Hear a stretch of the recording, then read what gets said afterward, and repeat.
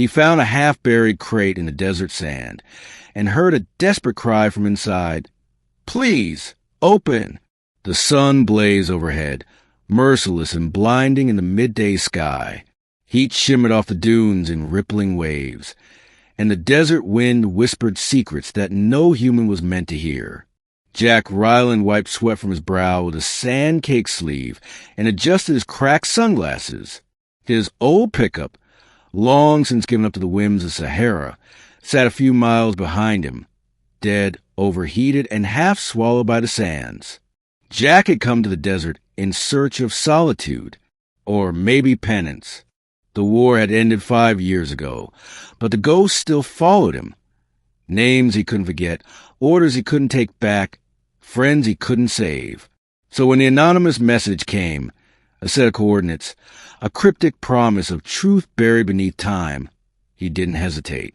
He booked a one-way ticket to North Africa, hiked through sandstorms and searing heat, chasing a myth. And now here he was. It caught his eye only because the light hit it wrong. A jagged corner jutting from a dune, not sand, not rock, but something metallic. Curious, Jack approached. It was a crate, roughly the size of a coffin, half swallowed by the desert. Time and sand had smoothed its edges, but he could still see faint markings, symbols not in any language he recognized. He knelt beside it, brushing off sand with his hands, heart thudding louder with every stroke. The metal felt oddly cool beneath his fingers, almost humming. Then came the sound, faint, muffled, a voice. "Please, open." Jack jerked back, scrambling in the sand. For a long moment, he just stared. Maybe it was heat stroke. Maybe he was losing his mind. Then he heard it again, clearer this time. Desperate, frightened. "Please, open the crate. I'm not supposed to be here." The soldier in Jack kicked in. He moved fast, scanning the crate for seams, hinges, anything resembling a latch. There were no visible locks, only a small circular indentation on one side. Instinctively, he touched it. With a low hum and a hiss of pressurized air, the crate shifted. A seam split down the middle and slid open. Inside was a figure, curled up, barely clothed, breathing shallowly. Not human. It had 4 arms, though its body was roughly humanoid. Its skin shimmered silver blue under the harsh sunlight. 2 large, luminous eyes blinked at him.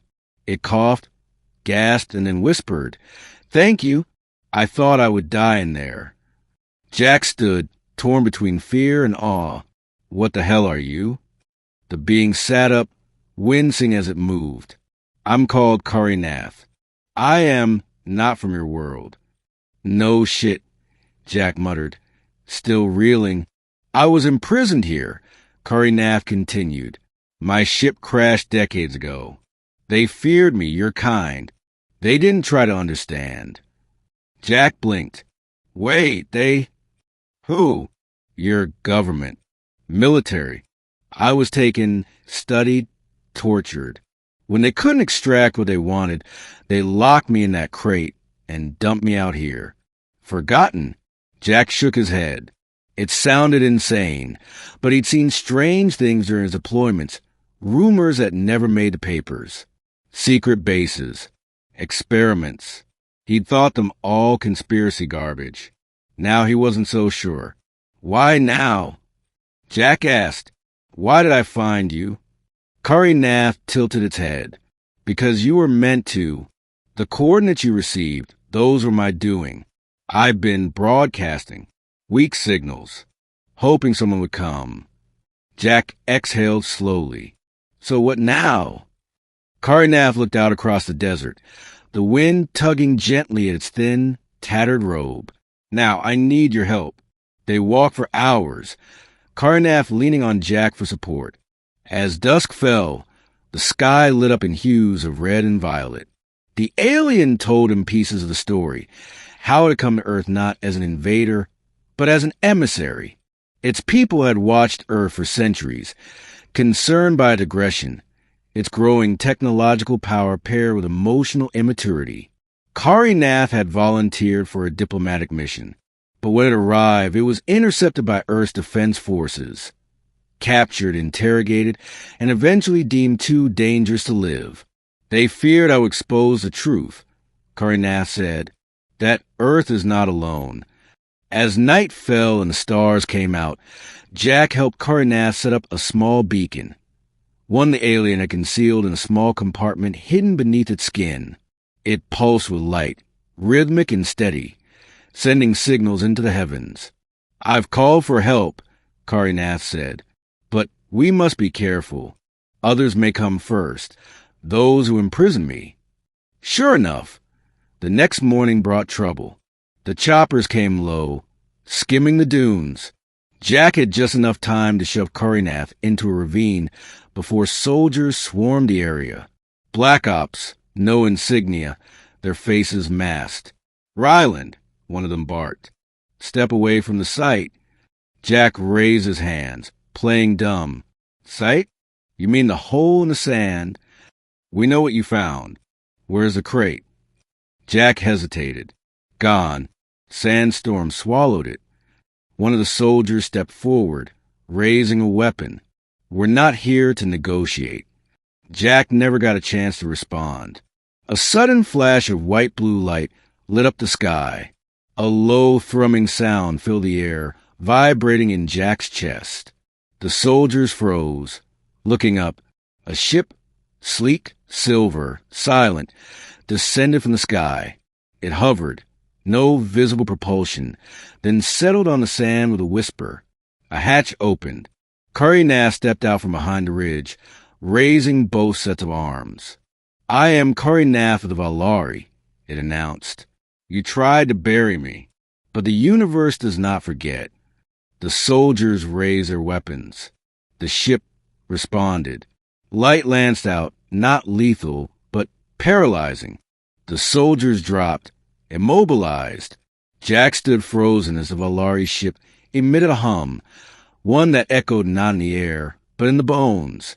Kari Nath turned to him. You saved me, Jack Ryland. My people will not forget. The alien gestured, and a small device hovered from the ship, a data crystal. It landed in Jack's hand. Proof, Kari Nath said, of what they did, of who I am, of what Earth has done to beings it doesn't understand.